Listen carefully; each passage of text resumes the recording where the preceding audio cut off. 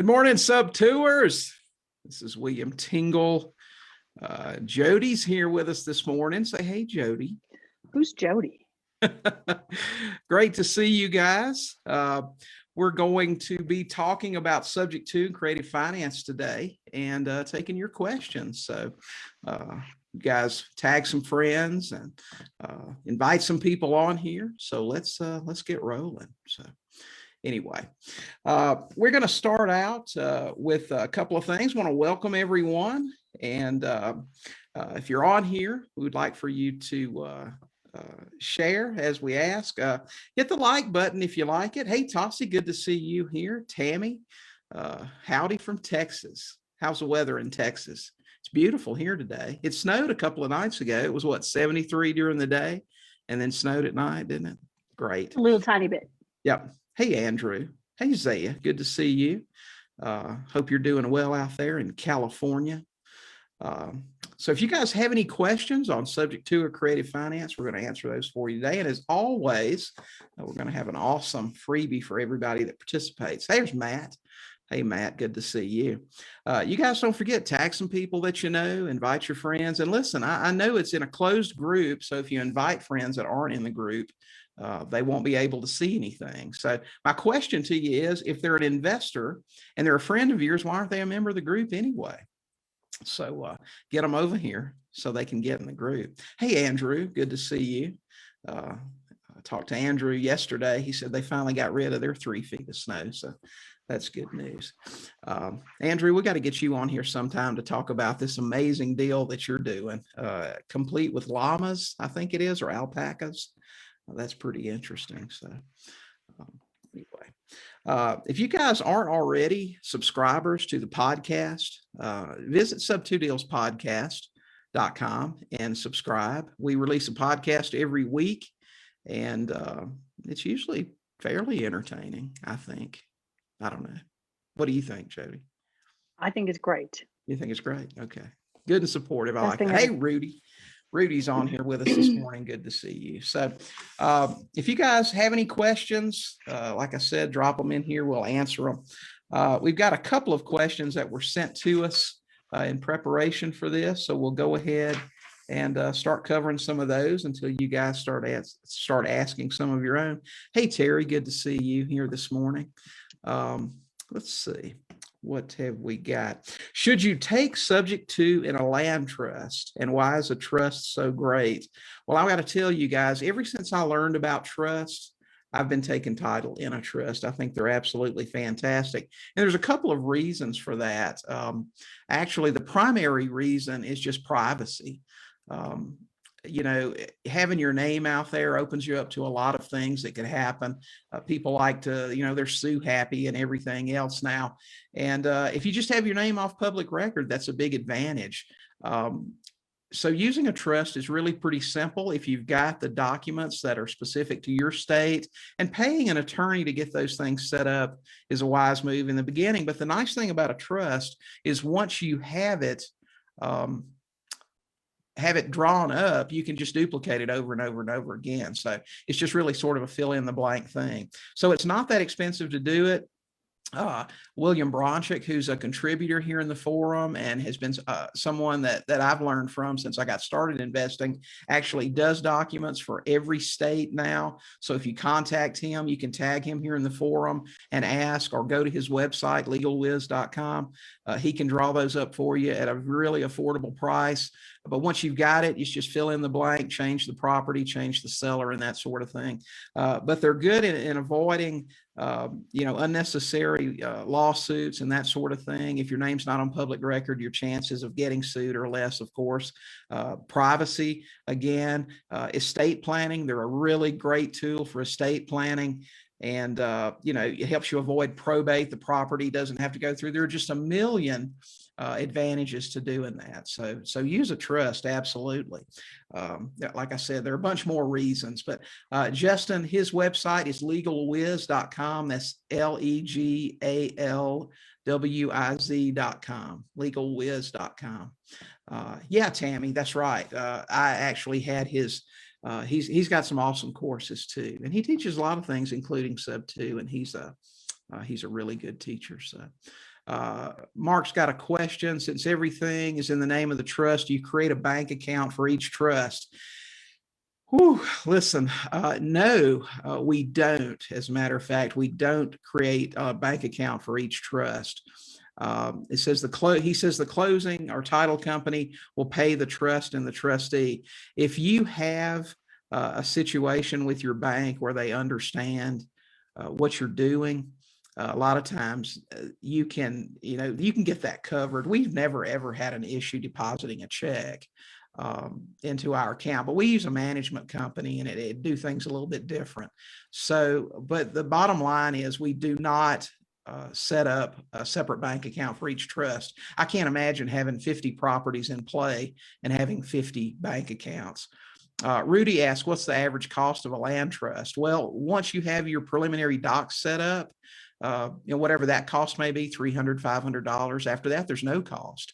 It's absolutely free to do that. So it's a one-time cost thing. Matt asked, who did you learn from? William Bronchick was probably 75% of my learning when I got started. But otherwise, I've bought hundreds and hundreds of courses. I've learned from a lot of different people, but he was my primary teacher. And that's why, I still go to him today if I have a question on things. So like I said, tag him here in the forum. He's here. And he answers questions from time to time.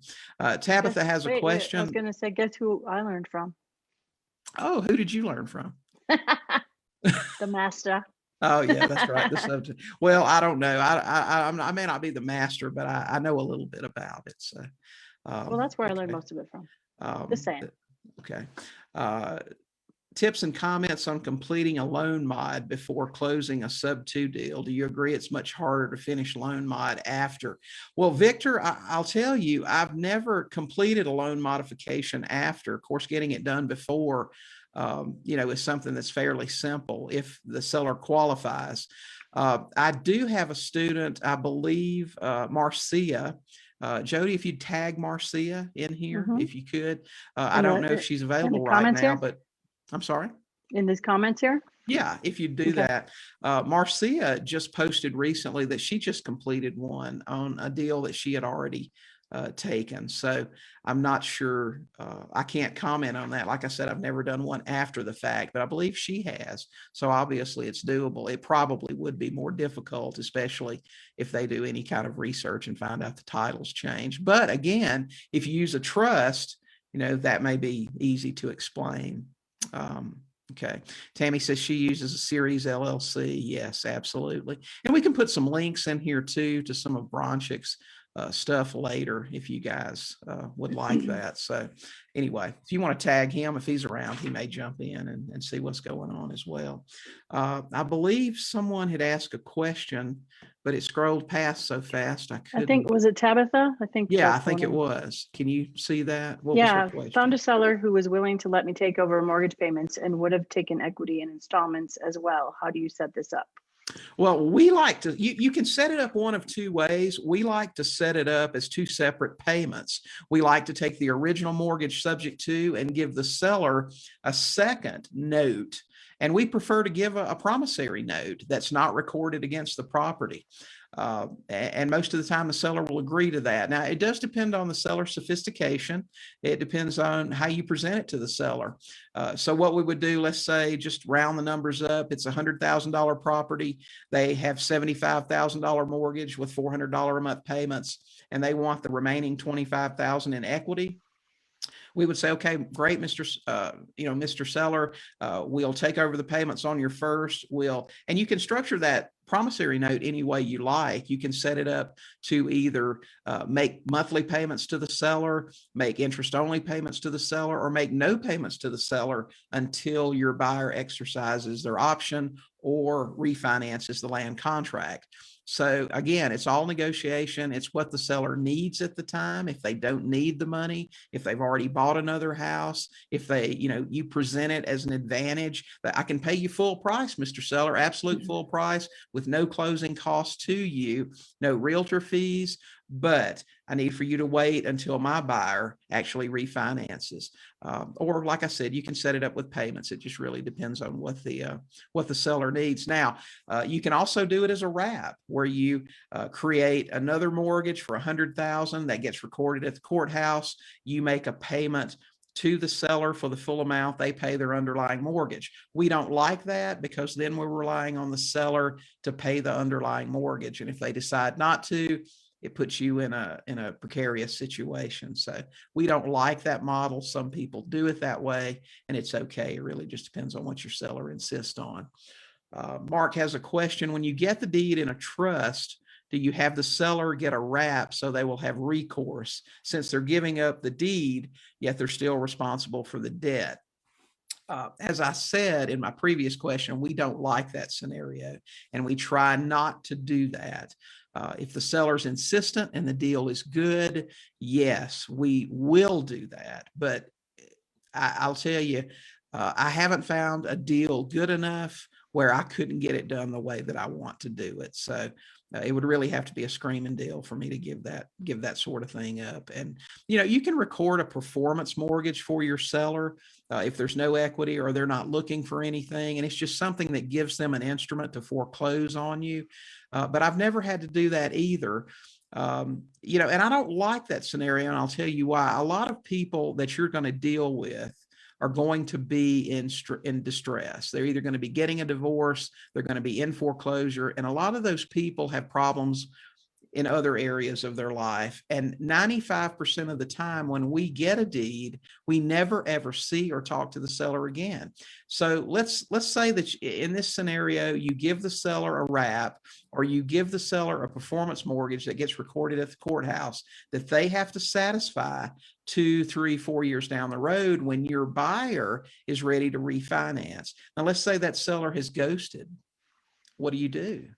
You either have to get your title company to insure around that problem, or you just can't, you can't deliver good title. So what do? And that's why we don't like to give the seller a security interest at the courthouse, especially if they don't have anything coming to them.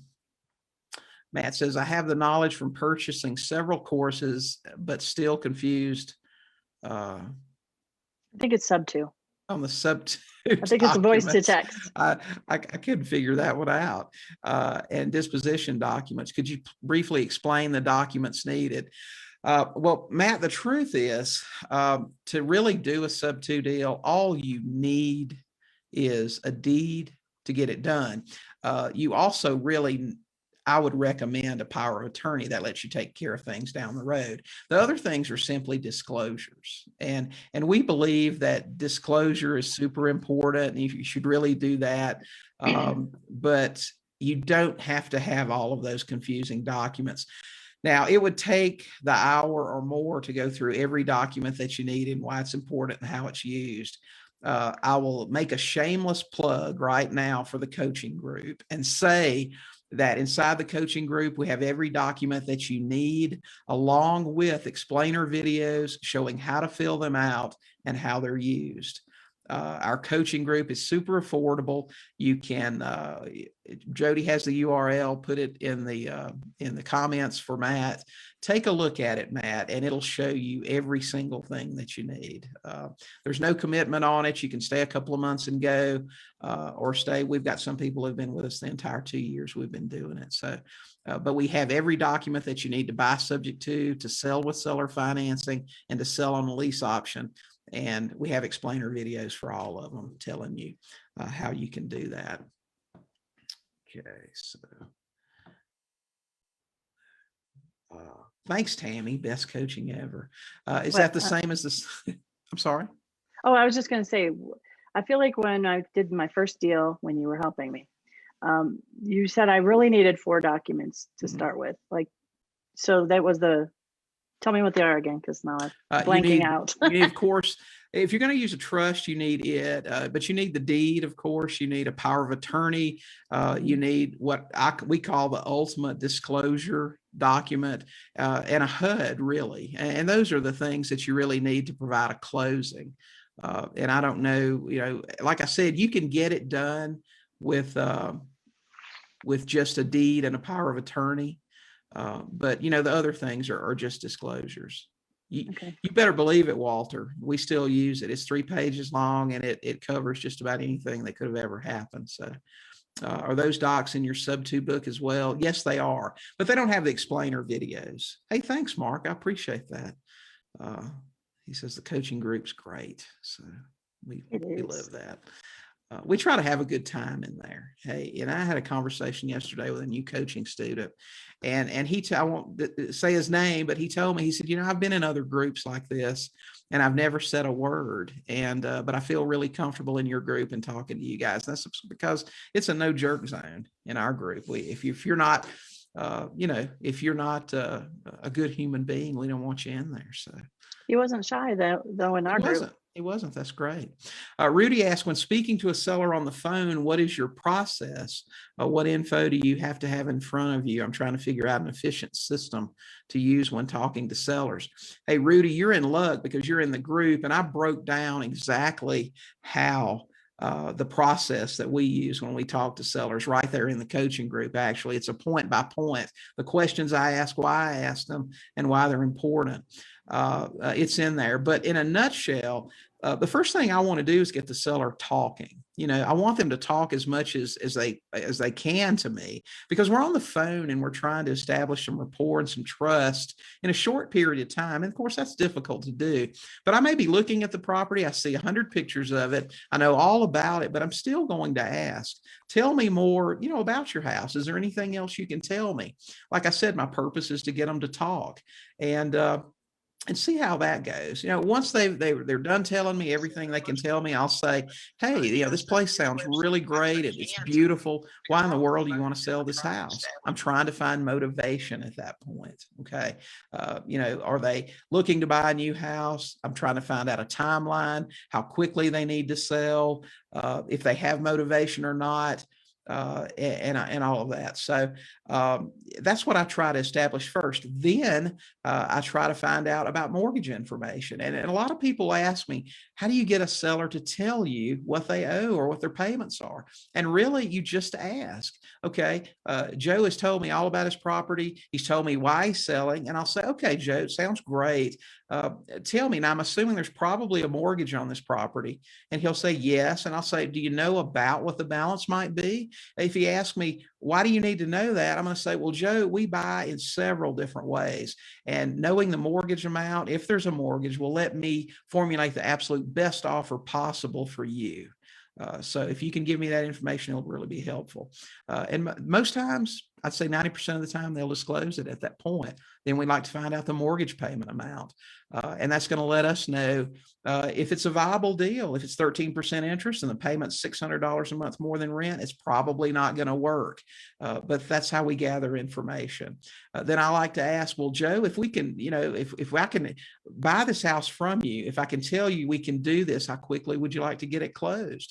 I'm trying to establish a timeline. If he says, man, I need to get this done now, I know he's probably motivated and he's in a hurry to get it done. If he says something like, well, there's no big hurry, then I know, again, the motivation is back down on the scale. So that's sort of the process that we use. Again, Rudy, you're in the group. Just we'll tag that post for you later to bring it to the top, but we really break that down on how we do it. So Cassie asked, do I need 2 separate LLCs, one for subject to and one for lease option, if I don't use a land trust for subject to?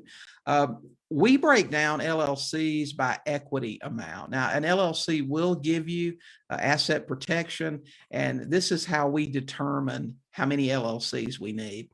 It's more by the amount of equity that you're willing to risk. In other words, if your threshold is $100,000, if you buy 1 house, 2 houses, 3 houses, each one has, in my example, 33,000 in equity, then you want to cap that LLC there and form a new one. I don't really base LLCs on exit strategies or anything like that. I do that more along the lines of how much equity I want to risk. So that's how we determine that. Getting mortgage info is easier following how you do it. Yes, ma'am, it definitely is. And I know you've seen that on our live seller calls. It's just conversational. I know I'm missing a lot of questions while I'm yapping all the time, but Jodi, if you'll help me catch up with those. Doing pretty good. Yeah. How many prospects are you reaching out to a week? Matt asked. Before COVID, I probably didn't talk to 100 sellers a month. Now, gosh, you can talk to hundreds and hundreds. It really just depends on how you're drilling down on your lists. Did you have some questions that I missed there? So Tammy asked, so it's equity, not house value. No, here's the thing, Tammy, if you buy a house that's worth 100 and the mortgage is 100 and you've got that in an LLC and that LLC gets sued, what are they going to get? Equity is the only thing that matters. If they, there's no, if it's fully leveraged, there's nothing there of value for them. So why would they want it? They probably wouldn't. So yes. Candy asked, do you ever wholesale Sub2 deals? That's a question we get a lot. And I'll tell you, wholesaling Sub2, you can do it, but you have to do it properly. Now, Candy, if you called me up and you said, hey, I've got a Sub2 deal, I want to wholesale it, I'll take 10 grand for it.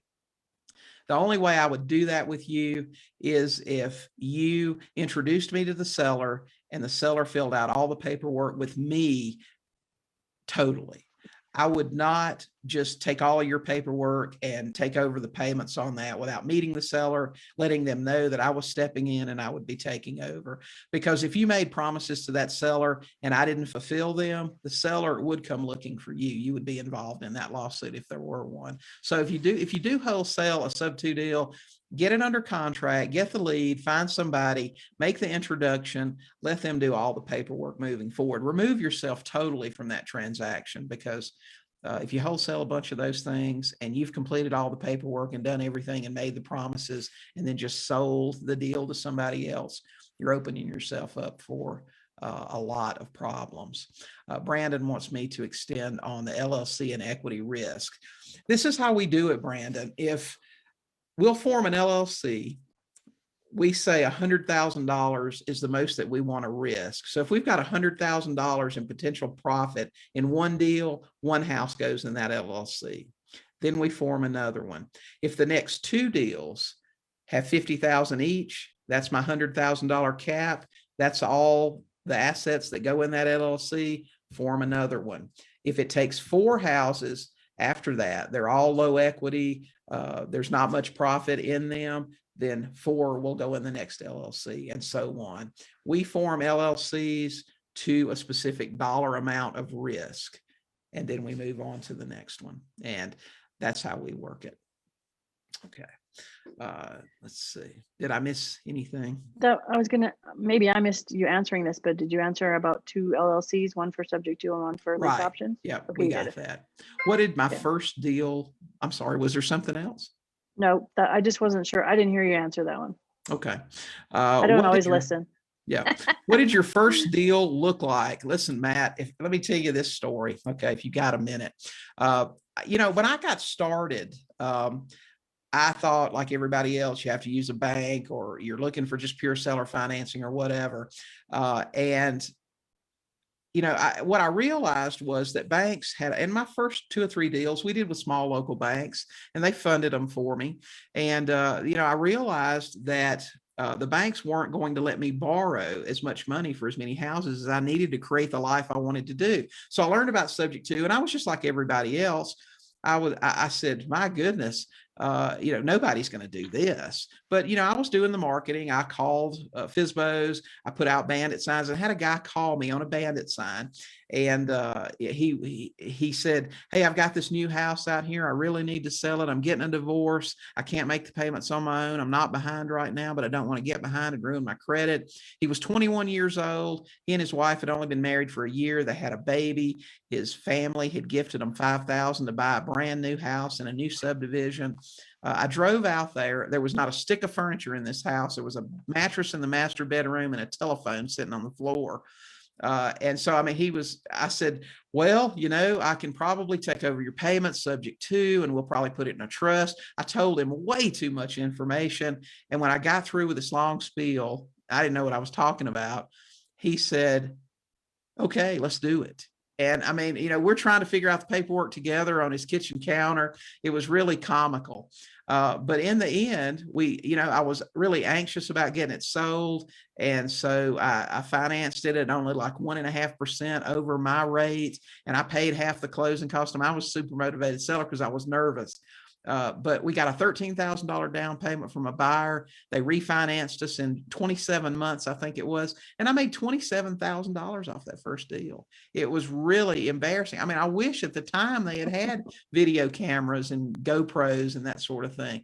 It was really comical, but you know, it worked. I mean, I was lucky enough the first time I pitched it, I was in front of a motivated seller and it really worked out. So let's see.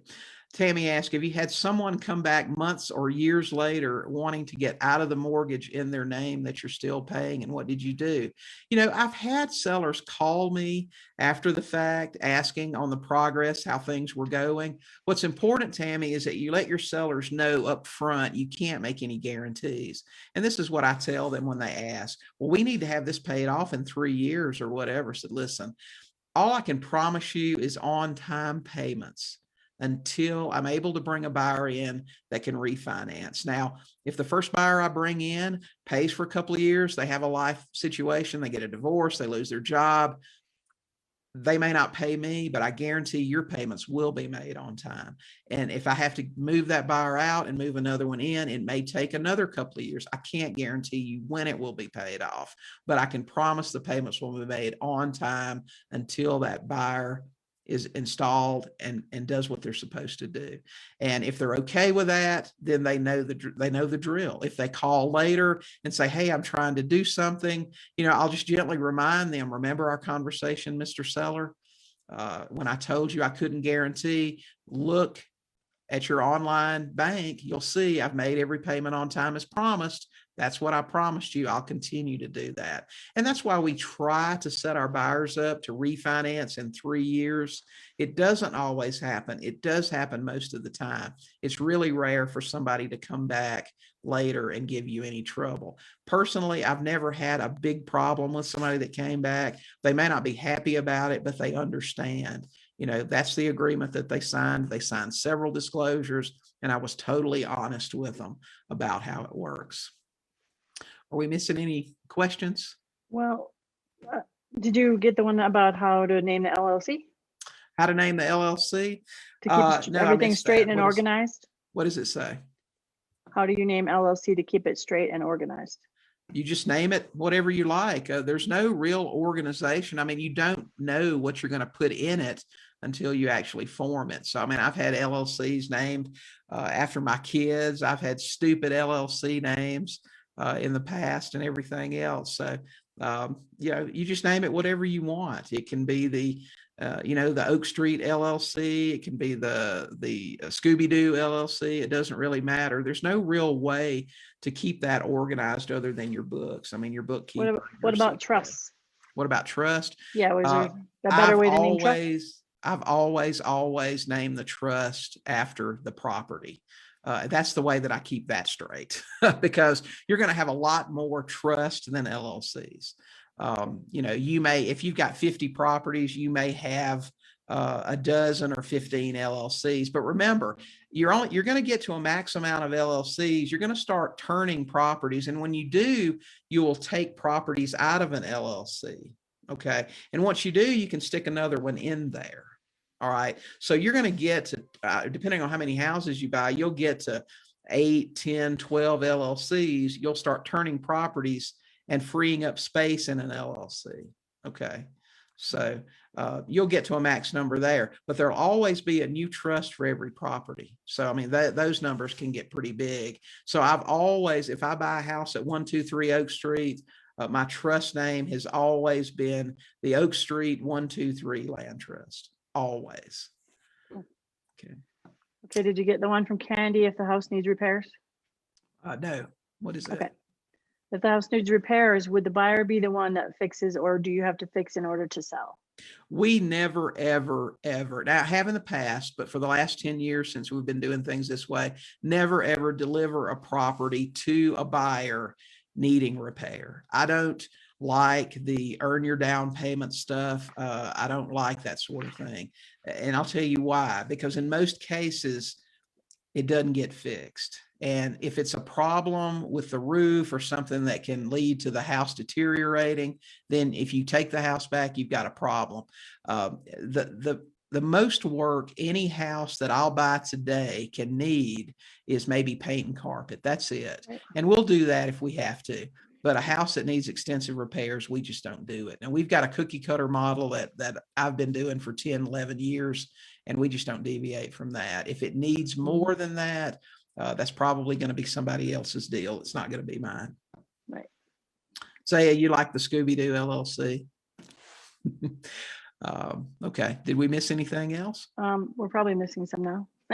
If a seller has only one house whose mortgage is being paid, did you do that one? No, I didn't. Okay. If a seller has only one house whose mortgage is being paid by a wrap created by a Sub2 investor, can he or she go and get another loan?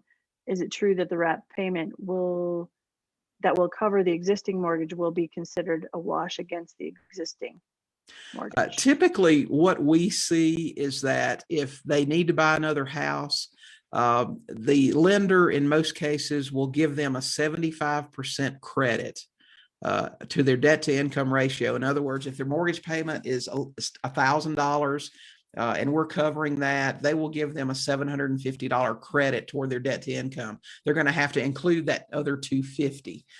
Typically, that's what's going to happen. Now, as I understand it, after a year, most lenders will consider it a wash, but that first 12 months, they're probably only going to get a 75% credit. And that's the same thing a lender will give you if you rent the house out. So it's pretty much the same thing as far as what they're looking at. So what's your buying criteria? We're looking for houses, Matt, that are less than 10 years old, that are a minimum 3-bedroom, 2-bath, that are in excellent condition. Those are the main things that we're looking for. And we look in very specific areas. Now, we've been marketing all over the country because the leads are it's just harder to buy right now. But typically that's what we're wanting. We're wanting a newer house in good condition, of course, with a great interest rate on the loan. Do you use a single member LLC for pass-through or tax returns? Yes, that's all I've ever done is a single member LLC. How often, Andrew asked, how often do you sell deals to other investors when they do not fit your property avatar? Not as often as I should have. I've left a lot of money on the table, Andrew, because I just haven't networked over the years like I should have. And just if it doesn't fit, we're not looking at it. And most of the time we screen these things pretty heavily before we even contact them. On Zillow, you're looking at pictures, if the house needs work. And if it's not the kind of house that we're looking for, we just don't even call them. I mean, how many times do we sit across the desk from each other and go, well, here's one right here that's been on the market for X days, but look at it. Do we really want it? We do that a good bit, don't we? Yes, Jodi. Yes. She's not listening to me. No, I didn't. No, yeah. Okay. I was trying to read and make sure. Okay, absolutely. Sorry. Okay. What was the question? Tell me again. No, it's just, how many times do we sit across the desk from each other and say, okay, here's one. Oh, but look at it. Do we want that? Nah, we're not calling that one. So, yes, all the time. What about using an LLC in a land trust as trustee? How does that work? Listen, Cassie, you could possibly use an LLC as a trustee, but I think your best course of action is to do what's recommended, and that's to have someone with a different last name in a different state, preferably. Now, if someone just with a different last name, whether that's another investor you work very closely with and trust, but here's the thing: when you fill out your initial paperwork, anyone can be your trustee. You just want it to not bring someone straight back to you. They're only going to be the trustee for a few minutes. They're going to resign as trustee most likely as soon as the transaction is complete and a successor trustee be appointed, and that's most likely going to be you. That just makes life easier. And you don't have to record that at the courthouse. You can forget to record it, wink, until the property's ready to be sold. You go, oh my gosh, I forgot to record this. And then you go record it and you can sign all the paperwork and get it closed. So that's usually, listen to the trust podcast that I did with Bill Walston where we talk about that. And we talk about that in detail. If I remember right, that was like a 2-hour podcast, but we talked pretty in depth about who to use as a trustee and why it's important. Matt asked, do you JV with anyone? Absolutely, we do. We have a joint venture partner program, and if I can get my lovely assistant to put the link in for you, and we'd be glad to talk to you about that, but we do that, absolutely. Time after new home purchase for most. Walter, I don't, maybe Jodi can decipher that. She's, okay. I don't quite understand Walter's I think question. You may have missed, am I muted? I think you may have missed the one from Tammy about the longest you paid on a mortgage. The longest I have paid a mortgage off to completion before. It was an older FHA, and I think we paid on that for 8 years and paid it off. And that's the longest that we've done. We actually sent the final payment in. But yeah, we certainly did that. Could Sub2 deals work on bank REO homes? No, unfortunately, no. The bank's taking it back. They're going to want cash on the barrelhead, Candy. Sorry about that. Walter, trustee resigns, and are you on the deed as successor trustee? No, sir. It's all about privacy, remember?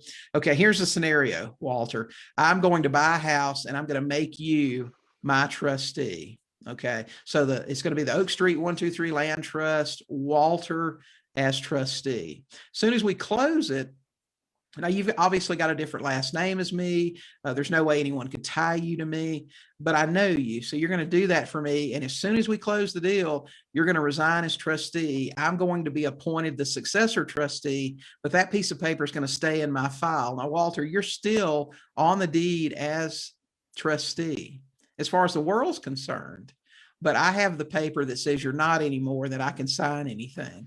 Okay, we're going to move. I'll sell the house to a buyer on a land contract. A couple of years go by, they're ready to refinance. And of course, the trustee has to sign everything, correct? What do? You're not the trustee anymore. I am, but there's no record of that. Well, I've got the resignation and the appointment of successor trustee in my file. And I go, oh my gosh, I forgot to record this. I go to the courthouse, record it. So when the title work's done, of course, that happened in the last few days before the sale. So it doesn't matter if anybody knows I had the property then as trustee. So you keep it private. Okay. Bronchick is using series LLCs to hold properties. Okay. Everybody's a little bit different. Rudy says, I have limited knowledge of reverse mortgages. I have a lead on a seller that has a reverse mortgage that is 20K underwater. How does a reverse mortgage change the deal analysis?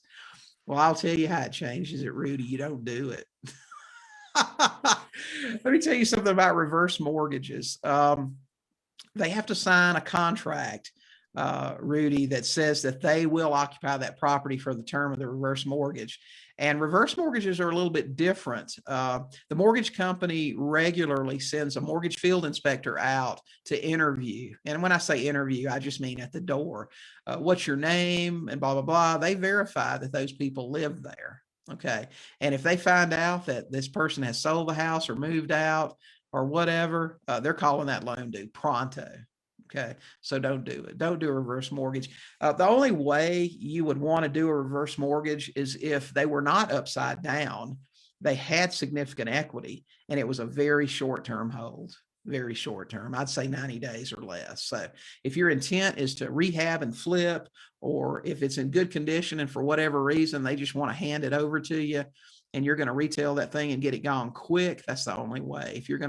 If your plan is to sell it with seller financing or rent it or do something like that, don't do a reverse mortgage. What do you think is better, the Sub2 guide or your coaching group? I think that depends on you, Matt, a little bit. If you can just read something, get a concept and go with it, then the course might be better for you. A lot of people get the course and have the coaching group as a supplement for a few months. So can you get the same, the guide lays things out in a step-by-step manner. The coaching group is more for support, for ongoing questions.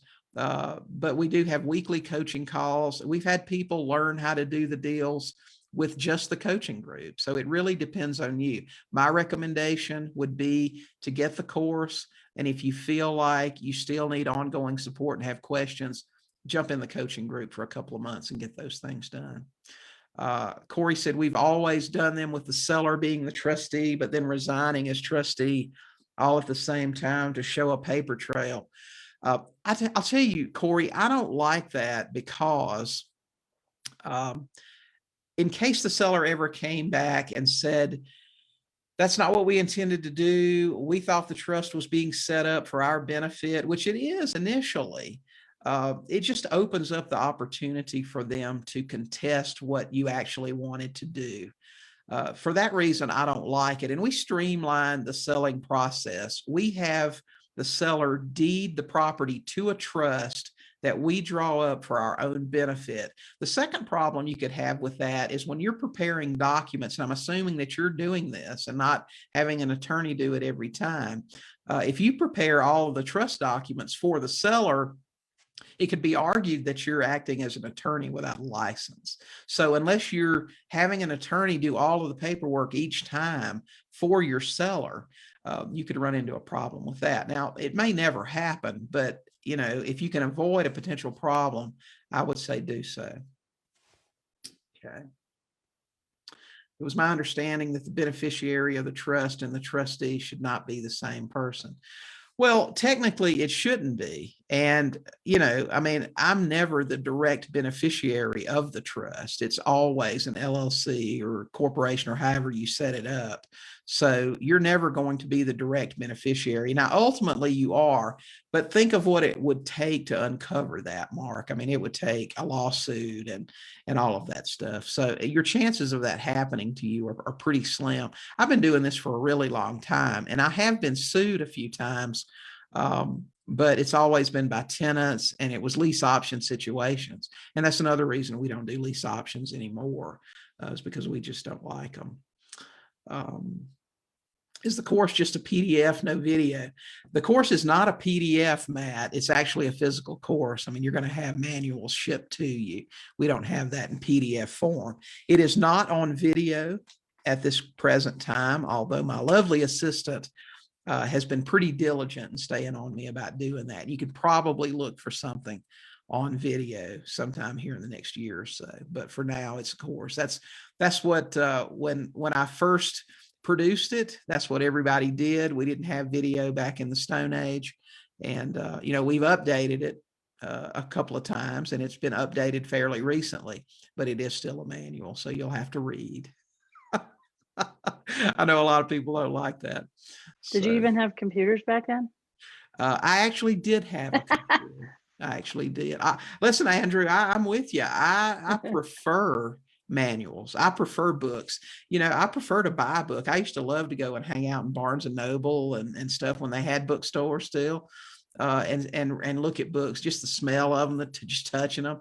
And you know, that ebook stuff, I mean, it's the same information, but it's just something different about it. So, but I agree. That's why we argue about it around here, about the old fuddy-duddy courses and putting that stuff on video. So anyway, I think we should have both. She's all techie and stuff, but yeah, no, Walter, I was a little better than a 14.4. I think. I can't remember. I did have AOL for a while though. I remember that bring, remember that stuff. Yeah. I agree, Jennifer. That's the truth. Right. Do you recommend a land contract on older homes? Now, Cassie, I don't know if you're talking about buying or selling. We will buy older homes if they're in good condition. As a rule today, we really don't. But sure, yeah, we'll buy or sell on a land contract if the deal makes sense. Okay. Now, if I had my preference, it would be a newer home and a nice new subdivision and that sort of thing. But if the deal makes sense, yeah, we'll buy on land contract or sell that way if we have to. The PDF provides instant gratification. Yeah, I know, Rudy, and that's what everyone wants today, isn't it? The instant gratification. Matt, what software and tools do you use? I'm going to tell you there are two that I don't think any investor can be without. And that's PropStream for sure. PropStream is the absolute best, and they're improving that thing every day. But when I call a seller and I ask them what they owe on their house, I already know. I know what their payments are, because I'm looking at it. I know when they bought it. I know a lot about it, and it's just such an important tool. And we can put a link in here for you. You can use our link. You can get a 7-day free trial, and you get a couple of bucks a month off the regular price. If you decide to keep it, but give it a spin for 7 days and see what you think. You can pull a list there. You can pull 10,000 leads a month. They can skip trace for you. They can send postcards for you. You can do everything from that. Another is a CRM, and we've been using REI Black Book. Now there is a learning curve involved in that, but you've got to have a CRM. For years and years, I wasted leads. I did. If they weren't ready to work with me, I'd write them on a piece of paper, and I might remember to call them back or not. But with some kind of good CRM, you can drop, always ask the question, do you mind if I check back in with you in a few weeks or a couple of months, see how things are going? Everybody says yes to that. So you drop them in a CRM and you just put them on a drip where they hear from you every couple of weeks or once a month. Hey, this is William, just checking back in with you, Matt. We talked a while back. We're still super interested in your property. Have you sold it yet? Or are you still wanting to sell? And it just puts them, and people will reach out to you after a couple of months. And I think we had a student recently that said they had somebody contact them after a year or more of doing that. So you can just really set them and forget them. So a good CRM, super important. And that prop stream, you got to have prop stream. No, prop stream does not have a built-in CRM. So that's why I recommend those two things. And that's really about all we use some software for some other things, but that's really about it for investing. Let's see. Do you use PropStream software to see the balance of the loan? It shows it, but I don't know if it's accurate. It's usually pretty accurate. I found it to be accurate most of the time. Now, PropStream's like anything else, it's an aggregate. It's the info that they collect is what they distribute. So, and Burton, who's done a couple of trainings for us inside the coaching group, it tells you, just how it is. If you're working in an MLS system that updates daily, then that's how accurate for that area that their MLS information is. If you're working in another area where they're lax about updating and it may be a week or 2 weeks behind or whatever, then their information is going to be a little bit behind there. So it depends on the information that they get. But overall, PropStream's great. And I can't imagine not having it. We use it every day. It's only, Cassie, it's only behind on information from the county as much as, again, the example I just gave, how behind that county is. So yeah, in some cases it probably is a little bit, but that would be, in a lot of cases you couldn't even get into the courthouse to do any kind of research. So that was your only option, was, the best information you can get. How many tax delinquent properties from forbearance this year?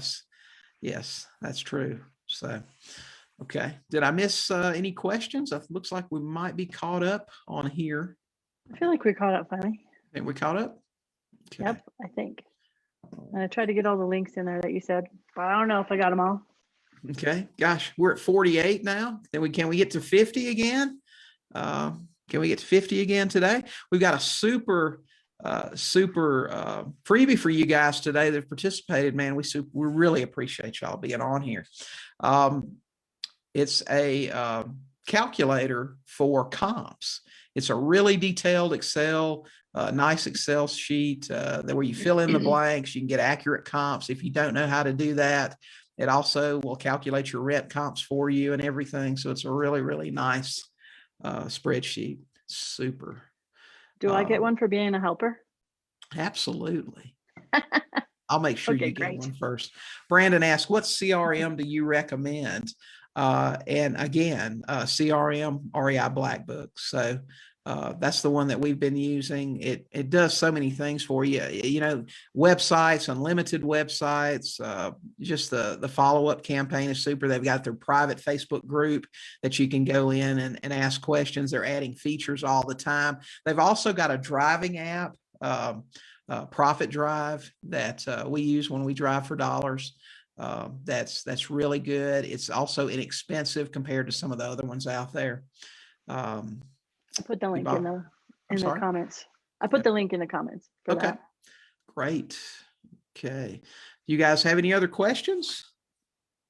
Because I hope we didn't miss anybody. If we did, just post it again. We'll catch it on the top. Who do you dispo most of your deals to? We seller finance every single house. And Matt, I've done that for 11 years. They're always to homeowners. We don't do lease options. They're all land contracts. And typically they're either first-time home buyers or they're home buyers that are moving up with small families. Almost every single time. They have some credit challenges, either due to a divorce that wrecked their credit or to a bankruptcy, generally medical, or they're self-employed. So that's our typical buyer. What's your thought on a Carrot website? It's Cassie. Well, if you're using REI Black Book, you don't need one. I don't think anyone. Here's my problem, and I don't specifically have a problem with Carrot per se, but any website of that type, you're building their asset. Okay, yeah, it's their website and everything, but if you stop paying them, you've got to go build your own anyway. You have the URL, but you're paying whatever it is now, 30, 50 bucks a month, whatever it is, and you're building their asset. Go ahead and have someone give you a website. That's, build a website for you that you can pay for one time and then you only pay hosting. Or if you use a CRM, find one that you really like that you're going to stick with, like REI Black Book or whoever it may be, and you can build as many websites as you want through that, and your cost doesn't increase. If you go to the link that Jodi posted and take a look at them, take a look at REI Black Book and all of the benefits that they offer and all of the tools they replace. For your texting, for your ringless voicemail, for your email, for websites and everything else. So you can eliminate all those costs if you're using other services. Maybe you're using MailChimp for emails. Maybe you're using a texting company for text. You can do it all through there. And you pay one fee every month. So take a look at that. Yvette asked, are there reasons not to do lease options? Whew, man, that could take a while. Let me give you just a couple of the main ones. Number one, I did lease option sales for 12 years. 80% of the people in there did not exercise their option. Another thing, you don't get as much up front. A lot of states limit you in what you can collect as far as option consideration. Florida is a good example. They limit you to 5%. If you're selling a $100,000 house, the most you can collect is option consideration without giving the tenant buyer an equity situation, an equity position is 5%. So $5,000 is the max. I can sell that same $100,000 house in Florida and get as big a down payment as I can collect, 10,000, 15, 20, whatever they can give me with seller financing. So the main reasons are they generally don't buy, and I can't get as much up front.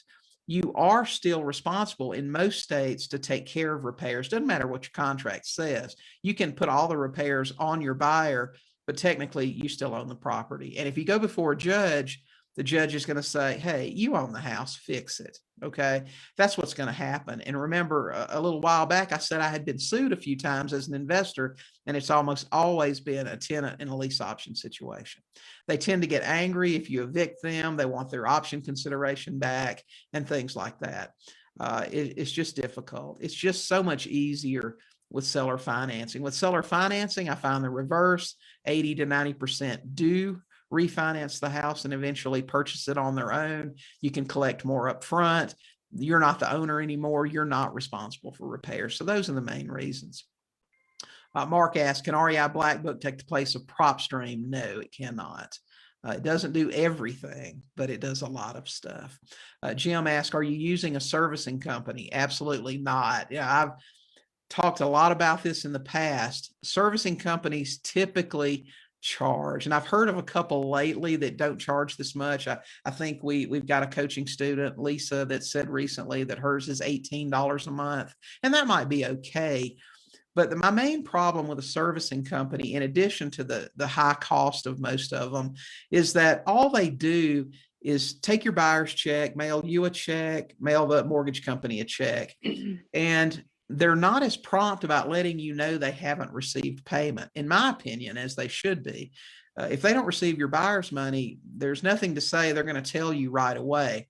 If you do things the way we do, which use a service like Cozy, and we've got a link, I think, for that, where you can get 2 months free using them. They're only like $7.50 a month for your buyer. They ACH draft the payment from your buyer's account. You can go online and see if your buyer's payment has processed. They're low cost, so it's not going to cost you a bunch. I don't have to worry about passing a $30 or $40 a month charge to my buyer, which that's what everybody says. We just pass the servicing company fee on to our buyer. Well, gee, I would rather collect that $30 or $40 a month in additional payment to me instead of giving it to a servicing company. So we don't like servicing companies. Did you have that link, Jodi? It's in the resources page on Sub2. Not Cozy. I'm sorry. It's Clear Now. I'm sorry. I said Cozy. Cozy's another company. That's what I was wondering. But we use Clear Now. I'm sorry. I misspoke. Are you going to have any in-person events? We haven't been working on it very much. We've been talking about it a lot, but we're wanting to have an event later this year in September or October in New Orleans. That's where we're targeting right now. So New Orleans is a great place to go. We love it. Got married there actually on the Natchez, but yeah, that's another story. But anyway, that's what we're looking at. So COVID has impacted things a little bit. Louisiana's, we were just researching this the other day, Jodi was. It's one of only 2 states in the United States that are still on mask mandate and some other stuff. I think there's a couple, shut down or whatever. Yeah. So, but we are planning that. Yes. And we're going to have some other speakers come and do some talking. And I can promise you this, Matt, it won't be a sales fest. It'll be teaching. And so, yes, we are planning to do something. How do you handle taxes when you buy Sub2 on a house from a self-directed solo 401k? Cassie, if I'd ever done that, I would be glad to tell you. You can probably tag Bill Walston in this forum on that, and he can answer that question for you. But I haven't done that, so I can't tell you. What if your end buyer make extra payments? These impact your amortization sheets. Let me tell you something, Andrew. A lot of people that you sell houses to will say, we're going to get this done early. We're going to pay extra and blah, blah, blah. How many times will this happen? And we just had a thread about this recently, didn't we? I think it was in the coaching group. Well, how many times does this happen in reality? 0. It is very rare for that to happen. Okay. It may happen, and yes, it will. And you'll just take it. It'll just be added as extra principal payment. And yes, it will impact your amortization schedule, and you will have to run a new one, but it's not going to happen often enough to be a problem. I guarantee you. Mark said he was going to fly to Colorado. Hey, listen, we're jetting this place pretty soon, aren't we? I think so. We're going on the world tour soon, I think. No, we're thinking about doing New Orleans, because I think we're gonna stay there for a few months. We love it, so we're gonna head down there. Riverboat cocktail cruise. Hey, why not? We can jump on the Natchez one night after. Hey, that'd be a great idea, just to do that Natchez cruise one of the nights. Yeah. Yeah, I mean, it's only 2 hours, right? What's that? 2 or 3. It was like 2 or 3 hours, right, for dinner? Yeah, it is. They've got this awesome buffet. They've got a jazz band. It was great. Mm-hmm. Yeah, we should do that one of the nights that we're there. Yeah, absolutely. Great idea, Phil. Okay. Rod, does Clear Now report payments to the 3 major credit bureaus? Yes, they will report to credit bureaus. Yeah, world tour. That's right. We can do that. We can have a workshop or a seminar in every stop. Man, I'm getting all kind of ideas from this. All right, guys. Man, we've had a great time today. Listen, I don't know what the final number get up to. Oh, I think it was 47. Was it 40? I'm looking at 48 now. Well, that was close, guys. Listen, we're going to run things a little bit differently. I think next time we're going to run it through the Sub2 Deals page. That's a bunch of technical stuff I don't know anything about. Do you have the Clear Now link? Jennifer's asking for it. I'm working on it. Okay. I couldn't find it at first. But anyway, so you guys can share this and everything. So, and we get some more people in here and get some more questions. If you participated, if we saw your name, you made a comment, you're going to get the comp calculator that we talked about. We appreciate you guys a ton. If you haven't, subscribe to the podcast, sub2podcast.com, and our YouTube channel as well. And the Sub2 deals page, because that's how, if we go live there, that might be where they need to get their notifications from. Right. Head over to the sub2deals.com page and like us if you like us. And if you don't, why don't you like us? We're great. Tell us why. Great. Hey, Dora, good to see you. Okay. YouTube channel is, of course, youtube.com/sub2deals. Subscribe. We release 2 or 3, 4 videos every week with some tips and things, and the video version of the podcast. Hey, Mike, good to see you there too. All right, guys, we're going to cut this thing off. It was great seeing y'all. Great time as always. We love you. So, hey, Gail. Hey, Gail. Gail said something. She wants that comp calculator. I know how she works. Good to see you in here too. We'll take care of you. All right, guys. Y'all have a great day. Talk to some sellers, buy some houses, and we'll see you next time. Bye-bye.